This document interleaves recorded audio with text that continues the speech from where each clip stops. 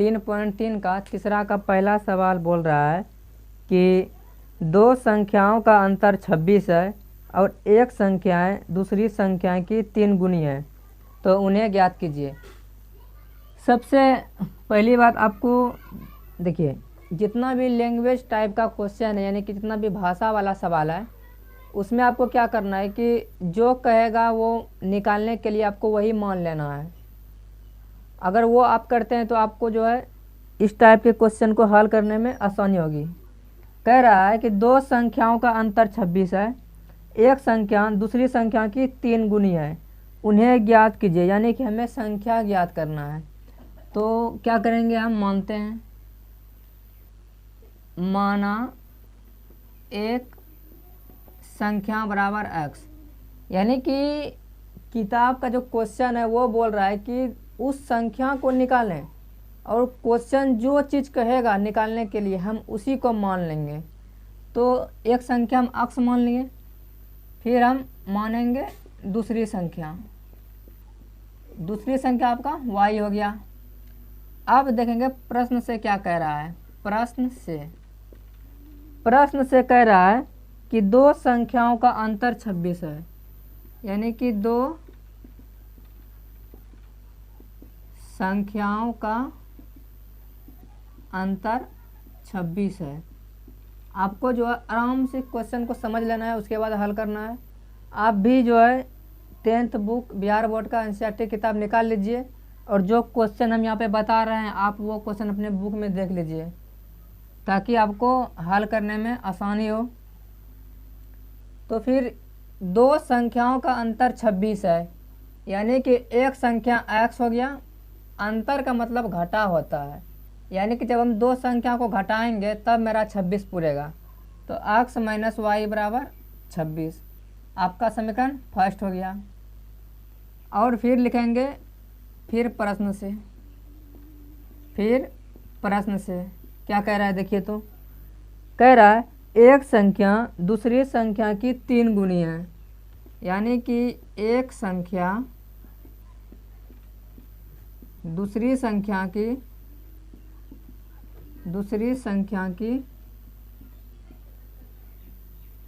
3 गुनी है। यानी कि एक संख्या जो हमने x माना था, ये जो x है ना, ये दूसरी संख्या y की 3 गुनी के बराबर है। ये जो एक संख्या हमने x माना था वो जो है दूसरी संख्या y का 3 गुना है। तो x बराबर 3y, ये हो गया। इस 3y को इधर कर लीजिए, तो x माइनस 3y बराबर 0, समीकरण आपका सेकेंड हो गया।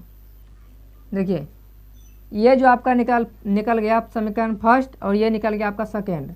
और हमने आपके पिछले जितने भी वीडियो है उसमें हम प्रतिस्थापन विधि को किस तरह हल किया जाता है, यानी कि दो समीकरण अगर दिया रहे तो उसे हम प्रतिस्थापन विधि से हल करते हैं, वो हम पीछे के वीडियो में डाल दिए हैं। नहीं तो आई का देखिए, वहाँ पे कोना में आई का जो बटन है वहाँ पे क्लिक कीजिए, आपको एक लिंक मिलेगा, आप वहाँ से भी वीडियो को देख सकते हैं। नहीं तो डिस्क्रिप्शन में भी लिंक है, वहाँ जाके भी वीडियो को देख सकते हैं। तो किस तरह हल किया जाता, चलिए देखते हैं।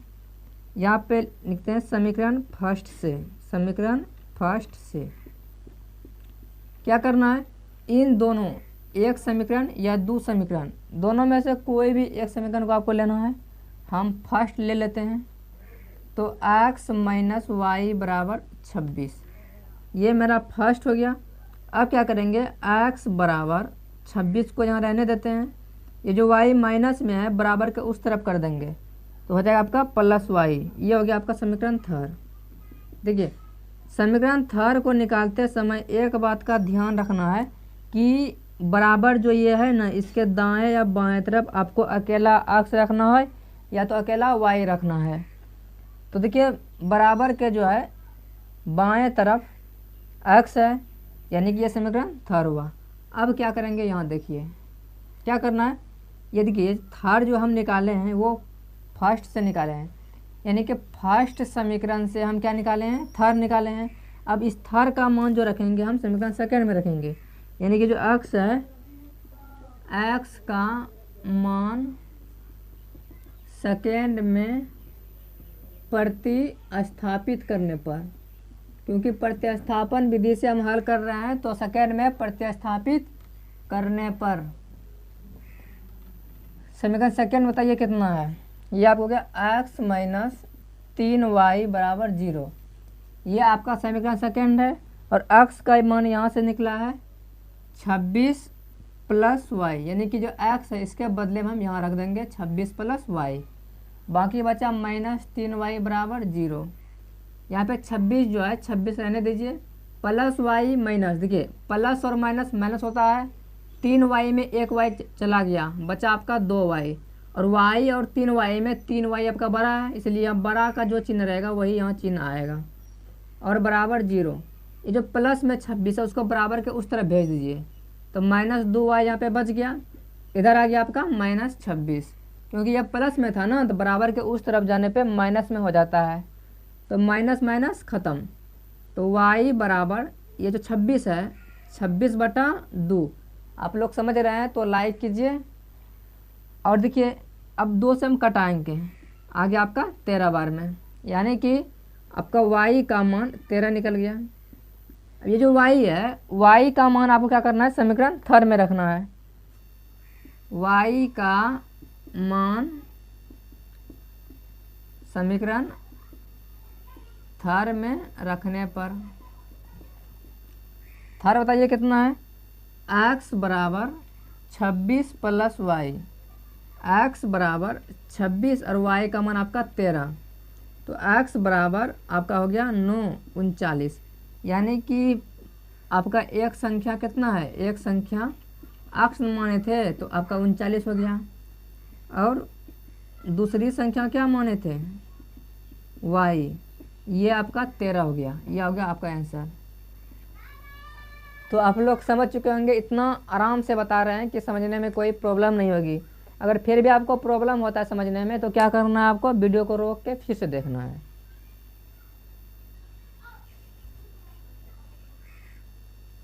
क्वेश्चन नंबर 2 आप लोग पढ़िए क्या बोल रहा है। देखिए बोल रहा है कि दो संपूरक कोणों में बड़ा कोण छोटे कोण से 18 डिग्री अधिक है, तो उन्हें ज्ञात कीजिए।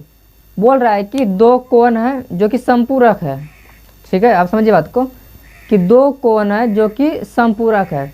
अब संपूरक कोण किसे कहते हैं, बस समझिए। जैसे मान लीजिए ये एक ऐसा है, एक रेखा है, इसे हम बिंदु मान लेते हैं। तो संपूरक का मतलब क्या होता है कि ये जो पूरा कोण बनता है यहाँ से यहाँ तक, ये 180 डिग्री का होता है, 180 डिग्री का होता है कोण।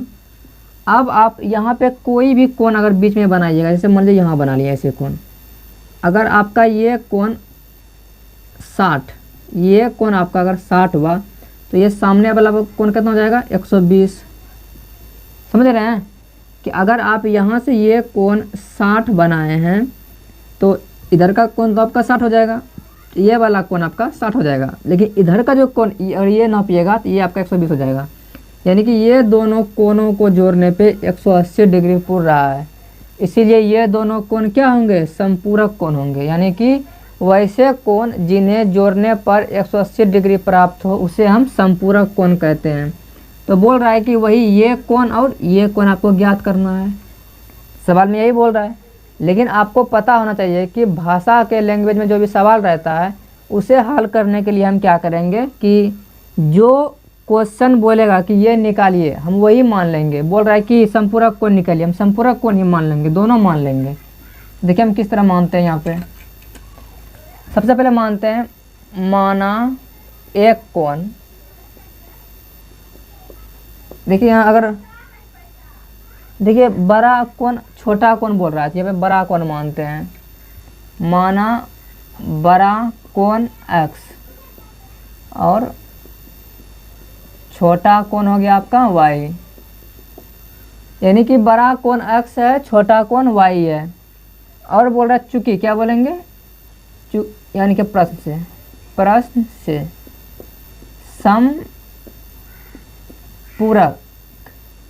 संपूरक कोण है, अतः योग 90 डिग्री 180 डिग्री होगा, सॉरी। यानी कि किताब बोल रहा है कि संपूरक कोण है, अगर संपूरक कोण होता है तो दोनों का योग होता है x + y = 180 डिग्री। अगला बोलिए फिर प्रश्न से कह रहा है कि बड़ा कोण छोटे कोण से 18 डिग्री अधिक है। यानी कि बड़ा कोण जो है, बड़ा कोण जो है, ये बड़ा कोण अकेले किसके बराबर है? छोटा बड़ा कोण छोटे कोण से 18 डिग्री अधिक। अगर आप किताब के लैंग्वेज को समझ जाइएगा तो आप समीकरण निकाल लीजिएगा। अगर आप समीकरण निकाल लीजिएगा तो आप हल भी कर लीजिएगा। तो समीकरण कैसे निकालेंगे, यहाँ समझिए। बड़ा कोण छोटे कोण से, यानी कि बड़ा कोण जो मेरा है वो कितना है? अक्स। ये जो बड़ा कोण है वो अकेले किसके बराबर है? छोटे कोण से, यानी कि y से 18 डिग्री अधिक है। इसका कहने का मतलब यही हुआ कि बड़ा कोण जो है वो छोटे कोण से 18 डिग्री अधिक है, और ये जो बड़ा कोण x है वो किसके बराबर है? छोटे कोण y से 18 डिग्री अधिक है। तो हम x को यहाँ पे रहने देते हैं, इस y को इधर कर देते हैं, माइनस y बराबर 18 डिग्री। समीकरण आपका हो गया सेकेंड, और यहाँ जो निकल लेती है आपका हो गया समीकरण फर्स्ट। अब समीकरण फर्स्ट और सेकेंड आपके सामने है, आपको प्रतिस्थापन विधि हल करना है। प्रतिस्थापन विधि अभी भी बता रहे हैं, जिसने प्रतिस्थापन विधि को जो नहीं सीखे हैं प्रतिस्थापन विधि को, वो पिछले के वीडियो में देखिए थंबनेल में लिखा होगा प्रतिस्थापन विधि, उस वीडियो को आप देख लीजिए। आप आराम से परीक्षा में 5 नंबर ला लेंगे। तो क्या करते हैं देखते हैं, यहाँ पे समझिए बात को। समीकरण यहाँ पे लिखते हैं, यहाँ से हल करेंगे। समीकरण फर्स्ट से देखेंगे, क्योंकि आपको फर्स्ट या सेकेंड में कोई एक लेना है, तो हम फर्स्ट ले रहे हैं। x प्लस वाई बराबर 180 डिग्री, ये आपका हो गया फर्स्ट। यहाँ से बराबर के एक तरफ आपको x या y को रखना है, तो हम x को रखते हैं, तो बराबर 180 यहाँ हुआ, ये y प्लस में है, उस तरफ हो जाएगा आपका माइनस में। तो ये जो आपका निकला, ये निकल गया आपका समीकरण थर्ड। यहाँ आपको एक बात का ध्यान देना है कि जो समीकरण थर्ड निकला है वो समीकरण फर्स्ट से निकला है। ये देखिए यहाँ, ये जो समीकरण थर्ड निकला है वो समीकरण फर्स्ट से समीकरण थर्ड निकला है। अब हम इसका मान जो रखेंगे वो फर्स्ट में नहीं रखेंगे, सेकेंड में रखेंगे। तो x का मान समीकरण सेकेंड में प्रतिस्थापित करने पर सेकेंड कहाँ है? x माइनस वाई बराबर 18 डिग्री। सेकेंड मेरा यही है ना, और इसमें क्या करना है कि x के जगह पे हमको रखना है 180 माइनस वाई। तो x के जगह पे 180 माइनस वाई रखते हैं, और माइनस वाई यहाँ पहले से है, बराबर 18 रखते हैं, और 180 का आपका 180 रह जाएगा, माइनस माइनस 2 माइनस वाई है ना, माइनस 2 वाई बराबर 18, माइनस 2 वाई यहाँ रहने दीजिए। ये 18 जो है प्लस में है, इसको 180 को उस तरफ कीजिए, माइनस में 180 हो जाएगा आपका। तो माइनस 2 वाई बराबर, ठीक है, 10 में से 8 गया, 2 बचा, और यहाँ कितना बचेगा 7, 7 में से 1 गया 6, 162 बड़ा है तो माइनस में, ये ख़त्म। तो y का मान आपका हो गया 81, यानी कि y का मान 81 डिग्री। और क्या करना है, y का मान थर्ड में रखने पर, समीकरण थर्ड में रखने पर, समीकरण थर्ड कितना है? x बराबर 180 माइनस वाई, तो 180 हो गया, y का मान कितना 81, यानी कि आपका हो गया x बराबर 10 में से 1 गया 9, और 17 में से 8 गया 9, 99। आपका x का मान हो गया 99, यानी कि बड़ा कोण x हो गया 99, और छोटा कोण y हो गया आपका 81।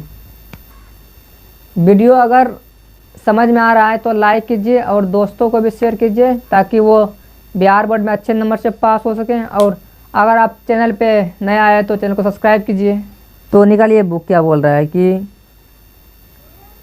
एक क्रिकेट टीम के कोच ने 7 बल्ला तथा 6 गेंद 3800 रुपये में खरीदा। बाद में उसने 3 बल्ले तथा 5 गेंद 1750 रुपये में खरीदा। प्रत्येक बल्ले और प्रत्येक गेंद का मूल्य ज्ञात कीजिए। देखिए, सवाल कोई भी हो उसमें अगर भाषा वाला सवाल रहेगा यानी कि लैंग्वेज टाइप क्वेश्चन रहेगा तो उसमें जो कहेगा निकालने के लिए हम वही मान लेंगे। तो ये बोल रहा है कि बल्ला और गेंद का मूल्य ज्ञात कीजिए, तो हम वही मानेंगे, बल्ला और गेंद का मूल्य। यहाँ पे आप मानिए कि माना बल्ले का मूल्य, बल्ले का मूल्य, एक बल्ला का मूल्य हो गया आपका।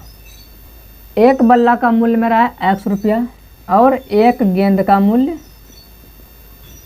एक गेंद का मूल्य y रुपया। यहाँ पे लिख देते हैं एक, नहीं तो आप लोग लेकर नहीं लिखें एक। माना, हाँ, माना एक बल्ले का मूल्य x रुपया, एक गेंद का मूल्य y रुपया। अब देखिए क्या कर रहा है ये, अब लिखेंगे प्रश्न से, यानी प्रश्न जो बोल रहा है वही हम करेंगे। प्रश्न से देखिए, जब हम पूरा सवाल बता देंगे तब क्या कीजिएगा, आप वीडियो को रोक के उसका स्क्रीनशॉट ले लीजिएगा। उसके बाद आप उसको बाद में वीडियो पूरा ख़त्म करने के बाद कॉपी में उतार लीजिएगा।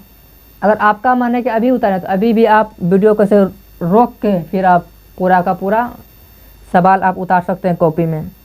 लेकिन समझाते टाइम आपका ध्यान हम पे और बोर्ड पे रहना चाहिए ताकि आप एक भी स्टेप मिस ना करें, क्योंकि मैथ है, अगर आप एक पॉइंट जैसे मान लीजिए कि कुछ भी छूट गया तो आपको आगे का स्टेप नहीं समझ में आएगा।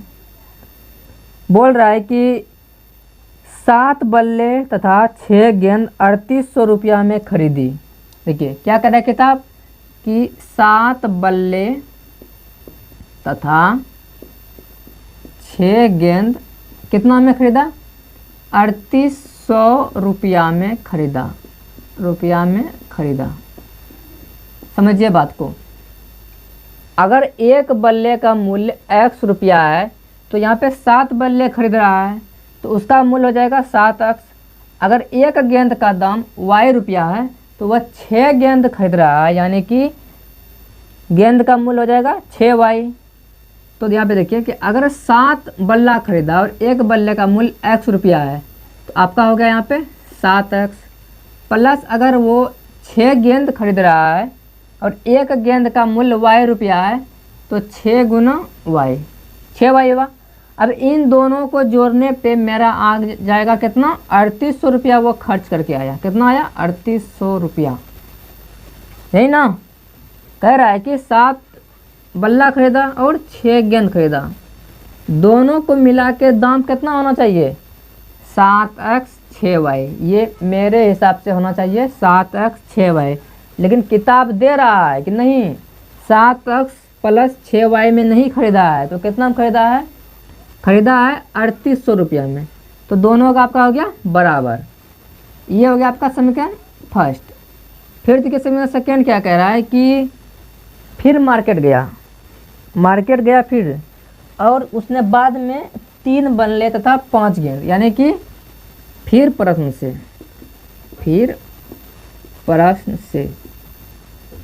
3 बल्ले तथा 5 गेंद 1750 में खरीदा। देखिए यानी कि क्रिकेट टीम जो खिलाता है उसका कोच रहता है, 11 प्लेयर अलग और उसको पूरे को लीड करने वाला कोच अलग रहता है। अब वो एक बार मार्केट गया तो वो 7 बल्ले और 6 गेंद को खरीद के लाता है, बस समझिए। तो वो 3800 रुपया देता है मार्केट में, यानी कि अगर एक बल्ले का दाम हम 800 रुपया माने हैं तो 7 बल्ले का दाम 7x हो जाएगा। और अगर एक गेंद का मान अगर हम y रुपया माने हैं तो 6 गेंद खरीद के लाता है तो 6y हो जाएगा। यानी कि मेरे हिसाब से बल्ले का पूरा दाम 7x हुआ और गेंद का दाम 6y हुआ। तो लेकिन किताब कह रहा है कि 7x प्लस 6y मूल्य नहीं हुआ है, कितना हुआ है, 3800 हुआ है। तो हम कहते हैं कि किताब भी अपने जगह सही है, हम भी अपने जगह सही है, तो हम अपना जो ये मूल्य निकाले हैं 7x + 6y इतना बराबर, किताब में जो दिया हुआ है 3800 बराबर कर देते हैं। उसी तरह नीचे में करेंगे, फिर मार्केट गया, कोच जो है फिर मार्केट गया और दूसरा बार में 3 बल्ला और 5 गेंद लाया। तो एक बल्ले का दाम x रुपया है, तो 3 बल्ले का दाम 3x, और एक गेंद का दाम y रुपया है, तो 5 गेंद का दाम 5y। इन दोनों का मूल्य जो हुआ, यानी कि बल्ले और गेंद का मूल्य जो हुआ 3x + 5y हुआ मेरे हिसाब से। लेकिन कोच बोल रहा है कि नहीं, हमने 1750 रुपया खर्चा किया। अब कोच बोल रहा है कि हम इतना मार्केट में दे के आए हैं, और हम बोले कि इतना तुम कैसे दे दिया, इसका जो मूल्य होगा वो 3x + 5y होता है। तो दोनों में हो गया झगड़ा, हम में और कोच में हो गया झगड़ा। तो कोई एक और आदमी आया, समझदार आदमी, वो बोल रहा है कि आप लोग लड़ाई क्यों कर रहे हैं। हमने बताया कि जब हम यहाँ पे बल्ले और गेंद का मूल्य जोड़ रहे हैं तो 3x + 5y हो रहा है, और कोच बोल रहा है 1750 दे के आए हैं। तो बोला कि अगर आप x या y की जगह पे कुछ संख्या रखिएगा कि कितना प्राइज है अंक में, तो आपका भी उतना पूछ सकता है। तो हम दोनों मान गए और दोनों को बराबर कर लिए कि भाई कोच भी सही बोल रहा है ना, 1750 वो खर्चा किया, मेरा भी 1750 पूछ सकता था। कब? जब x और y का मान अंक में रहता। यहाँ पे अंक में ना हो के अक्षर में है, क्योंकि हमको पता नहीं है। तो ये मेरा हो गया समीकरण सेकेंड, समीकरण फर्स्ट, समीकरण सेकेंड। अब दोनों को प्रतिस्थापन विधि से हल करना है। तो किस तरह करेंगे? दोनों में से आपको कोई जो समीकरण आसान लगे वो लीजिए। समीकरण हम फर्स्ट लेते हैं, क्योंकि हम फर्स्ट लेकर ही बना रहे हैं तब से। तो समीकरण फर्स्ट से, समीकरण फर्स्ट से हम थर्ड निकालेंगे। देखिए 7x + 6y = 3800। अब क्या करेंगे, हम 7x को यहाँ रहने देंगे, बराबर करेंगे ये जो 6y है इस पूरे को बराबर के उस तरफ रखेंगे। तो 3800 - 6y। अब x बराबर 3800 - 6y / 7। ये देखिए, यहाँ पे देखिए, इसको हम थर क्यों मानेंगे? इसको हम थर मानते हैं। हम थर इसलिए मान रहे हैं क्योंकि बराबर के जो है बाएं तरफ अकेला अक्ष है। आपको बराबर के बाएं या दाएं तरफ अकेला अक्ष रहना होगा, तभी वो थर निकलेगा। अभी हम क्या करते हैं कि ये जो थर है, यहाँ पे देखिए, ये जो थर है, ये देखिए समीकरण फर्स्ट से थर निकला है, समीकरण फर्स्ट से थर निकला है। तो हम थर का जब मान रखेंगे फर्स्ट में नहीं रखेंगे बल्कि सेकेंड में रखेंगे। तो यहाँ पे लिखेंगे कि x का मान किस में? समीकरण सेकेंड में प्रतिस्थापित करने पर, प्रतिस्थापित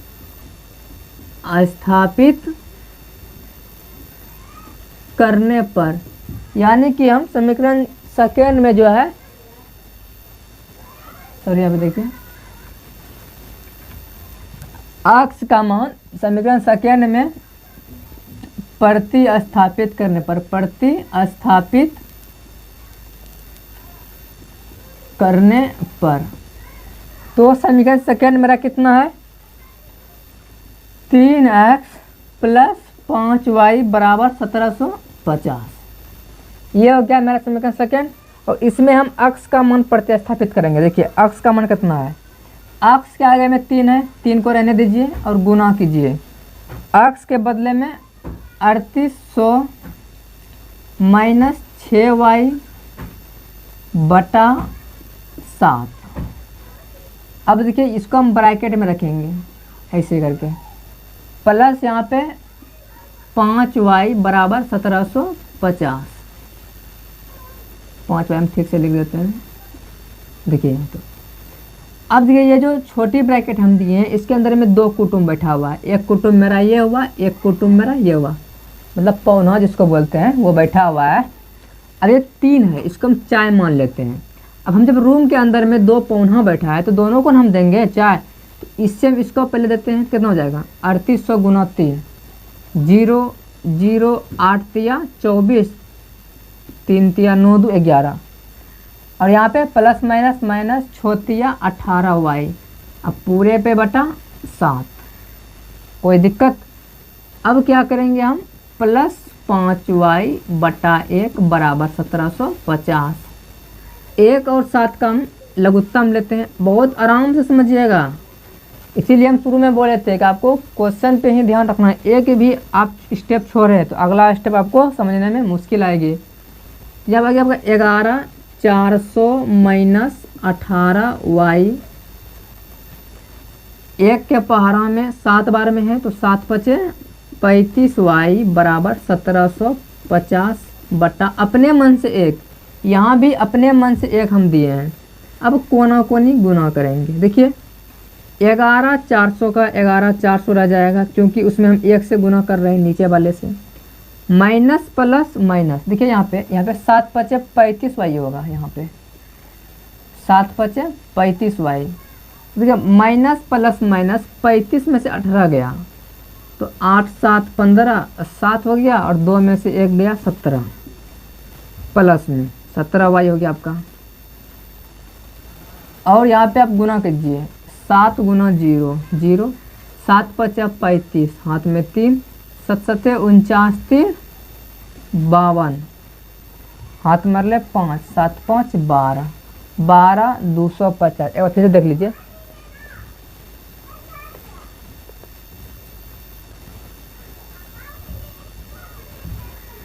ठीक है। अब क्या होगा, 17y बराबर 12 250 घटाओ 11 400, ये करना है। तो 17y बराबर घटाइए 0 का 0 5, 12 में 4 गया 8, 850 और y बराबर 850। ये 17 गुना में है, इस तरफ करेंगे भाग में जाएगा तो 17 पचे 85, y का मान हो गया मेरा 5। ये मेरा सॉरी 17 पचे 85 50 हो गया, y का मान हो गया आपका 50। अब क्या करेंगे, यहाँ पे देखना है आपको कि y का मान थर में रखने पर, y का मान थर में रखने पर थर आपका कितना है, x बराबर 3800 माइनस 6y बटा 7। तो 3800 माइनस 6 गुना y का मान आपका हो गया 50 बटा 7। तो 3800 घटा 6 पंचे 30, 300 बटा 7 यानी कि 3500 बटा 7, कटाइएगा 500। तो x का मान आ गया आपका 500, यानी कि हम कह सकते हैं कि बल्ले का मूल्य, एक बल्ले का मूल्य x माने कितना 500 और एक गेंद का मूल्य y माने है कितना हो गया आपका 50 रुपया। ये आ गया आपका आंसर। देखिए बहुत बड़ा सवाल नहीं है, बस आप समझते जाइएगा, स्टेप बाय स्टेप आपको आगे बढ़ते रहना है। हम देखिए बोर्ड से साइड हट चुके हैं, तो आपको क्या करना है कि स्क्रीनशॉट ले लीजिए, या तो आप इसमें बुक में या नोटबुक में उतार लीजिए, बुक में तो नहीं उतार पाइएगा। देखिए कितना मेहनत लगता है वीडियो बनाने में। अगर आप लोग को समझ में आ रहा है तो लाइक कीजिए और वीडियो को फैला दीजिए एकदम। इस बार तो 100 में 100 नंबर लाना ही है आपको। अब हम क्वेश्चन नंबर 4 देखेंगे। इसके पहले जो बता रहे थे वो क्वेश्चन नंबर 3 था। अब हम क्वेश्चन नंबर 4 देखेंगे।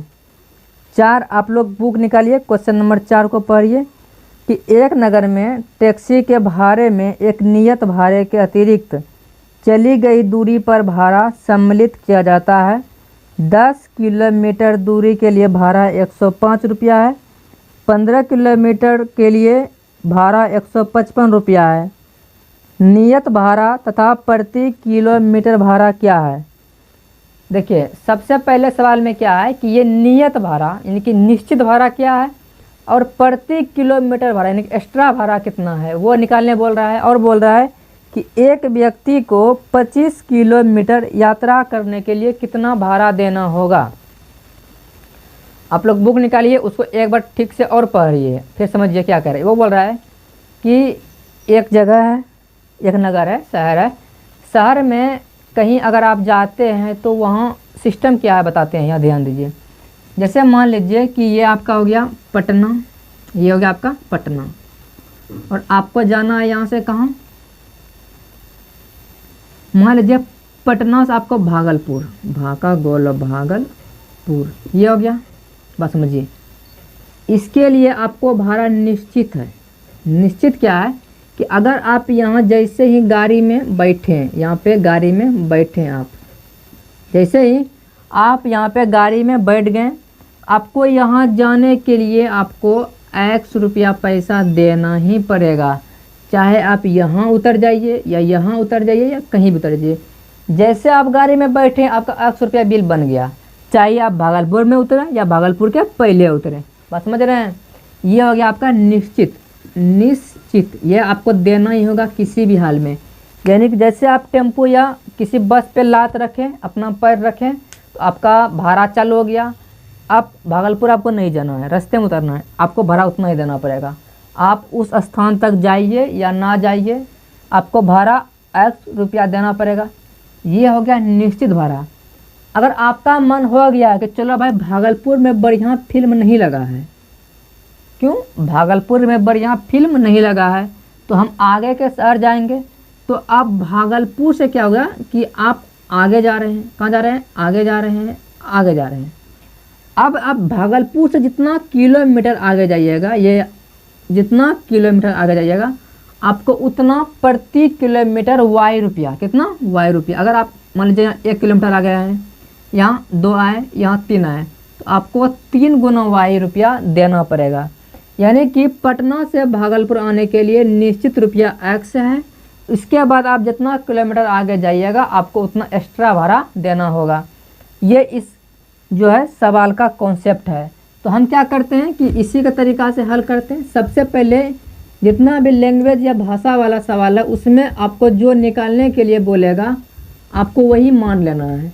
तो उसी रूल को फॉलो करते हुए हम मानेंगे कि माना नियत किराया, माना नियत यानी कि निश्चित किराया, माना नियत किराया बताइए कितना होगा, 100 रुपया मानते हैं। और प्रति किलोमीटर यानी कि प्रति किलोमीटर के लिए अतिरिक्त किराया या भाड़ा मान लीजिए वाई रुपया। यानी अगर कोई व्यक्ति जैसे ही किसी बस पे सवारी करता है तो उसको 100 रुपया देना ही पड़ेगा। अगर वो उस निश्चित दूरी से जितना किलोमीटर आगे जाएगा उतना एक्स्ट्रा भाड़ा लगेगा। तो नियत भाड़ा 100 रुपया, अतिरिक्त भाड़ा वाई रुपया। अब यहाँ हम करेंगे प्रश्न से। प्रश्न से क्या बोल रहा है कि 10 किलोमीटर के लिए भाड़ा 105 रुपया। क्या बोल रहा है कि 10 किलोमीटर भाड़ा 105 रुपया। 10 किलोमीटर के लिए भाड़ा कितना है, 105 रुपया। यानी कि देखिए जैसे आप टेम्पो में सवार हुए हैं आपको तो 100 रुपया देना ही होगा, उसका तो आप छोड़ ही नहीं सकते हैं। लेकिन उसमें और भाड़ा जुड़ेगा, कौन, जो आप एक्स्ट्रा चले हैं तो उसमें जोड़ देंगे कितना, आप 10 किलोमीटर एक्स्ट्रा चले हैं अतिरिक्त, तो 10 रुपया, 10 किलोमीटर ये हो गया। और वाई 1 किलोमीटर का किराया वाई रुपया, आप 10 चले हैं तो 10 वाई हो गया आपका। यानी कि x प्लस 10 वाई दोनों मिला के कितना भाड़ा देते हैं बताइए, तो 105 रुपया। कितना देते हैं, 105 रुपया। समीकरण फर्स्ट हो गया आपका। समझ रहे हैं तो लाइक ठोकिए। और अगला फिर प्रश्न से,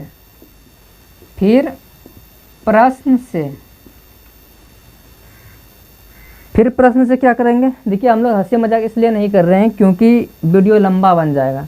अगर वीडियो हम लंबा बना देंगे तो आपको ज़्यादा देर तक मोबाइल के सामने बैठना पड़ेगा। इसीलिए हम क्या चाह रहे हैं कि बहुत जल्दी सवाल ख़त्म हो जाए और आपको समझ में भी आ जाए।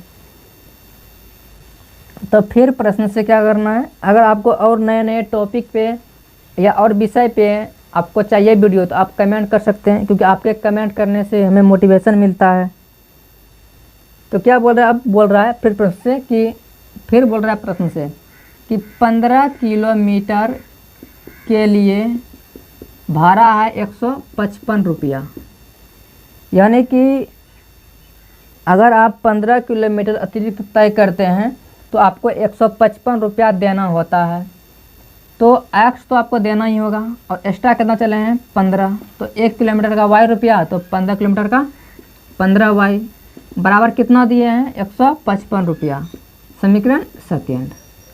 जब समीकरण फर्स्ट और समीकरण सेकेंड निकल गया तो आपको प्रतिस्थापन मेरी तो आता होगा, उससे हल कीजिए।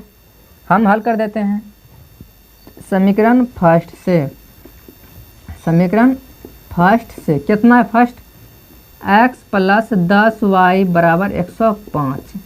तो x बराबर 105 को यहाँ रहने दीजिए, जो 10y है उसको उस तरफ कर दीजिए, माइनस 10y, ये हो गया आपका। अब हम क्या करेंगे, इसको समीकरण थर्ड मान लेते हैं। समीकरण फर्स्ट सेकेंड थर्ड। अब यहाँ पे हम लिखेंगे कि x का मान समीकरण सेकेंड में प्रतिस्थापित करने पर, प्रतिस्थापित करने पर, तो x का जो मान है ना, देखिए जो थर्ड निकला है, ये समीकरण जो थर्ड हम निकाले हैं वो फर्स्ट से हम थर्ड निकाले हैं, इसीलिए हम थर्ड का मान फर्स्ट में नहीं रखेंगे, हम किस में रखेंगे, हम सेकेंड में रखेंगे। तो देखिए सेकेंड कितना आता है मेरा, सेकेंड है x प्लस 15y बराबर 155। तो यहाँ पे देखिए क्या करेंगे हम कि x का मान जो मेरा आया है 105 माइनस 10y, तो x का जगह पर लिखेंगे 105 माइनस 10y बराबर, बराबर नहीं, ये तो मेरा x का मान है, ये मेरा x का मान है, और ये जो 15 है इसको हम लिखेंगे प्लस 15 बराबर 155। सॉरी 15 नहीं, 15y है, 15y। अब देखिए 105 का 105 माइनस का, देखिए माइनस प्लस माइनस, 15 में से 10 गया, प्लस 5y, क्योंकि 5 बड़ा है इसलिए बड़ा संख्या का चिन्ह होता है, बराबर 155। तो 5y बराबर 155 यहाँ पहले से है, और 105 इस तरफ करेंगे माइनस में 105, तो 5y बराबर 150 हो गया आपका, 150। तो 5y बराबर 150, 50 नहीं हुआ, सिर्फ 50 हो गया, 5 में 5 0 50, 5y बराबर 50, तो y बराबर 50/5 यानी कि 10, y का मान 10, और y का मान किस में, थर में रखने पर, थर कितना है बताइए, तो थर देखिए अब कितना है, x बराबर 105 माइनस 10y। आप लोग प्रतिस्थापन विधि सीख चुके होंगे, क्योंकि पहले के वीडियो में हम बहुत अच्छी तरीके से बताएं। अगर ये आप हल करना नहीं जानते हैं प्रतिस्थापन विधि, तो आप पीछे का वीडियो जाके देखिए। x बराबर 105 माइनस 10 गुना y का मान कितना है 10 है, तो x बराबर 105 माइनस 100, x बराबर 5 रुपया। तो आपका यहाँ पे बताइए क्या,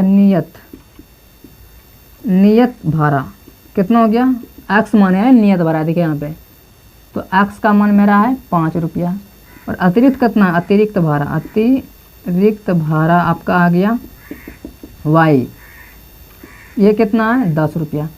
आंसर यहाँ नहीं होता है, आंसर क्या बोल रहा है कि एक व्यक्ति 25 किलोमीटर, यहाँ अगर आप एग्जाम में बना के आइएगा यहाँ तक आपको गलत कर देगा, एक भी नंबर नहीं देगा। अगर आप ये करते हैं कि एक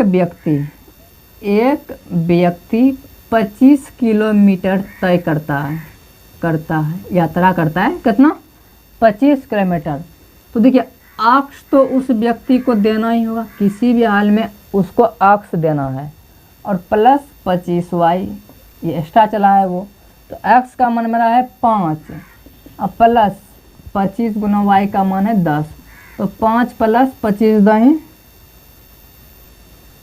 250, कितना हो गया आपका 255 रुपया भाड़ा उसको देना होगा। ये हो गया मेरा आंसर। आप लोग इसको वीडियो को रोक के छाप लीजिए, नहीं तो स्क्रीनशॉट ले लीजिए, जमाना स्क्रीनशॉट का है, छापने का नहीं है।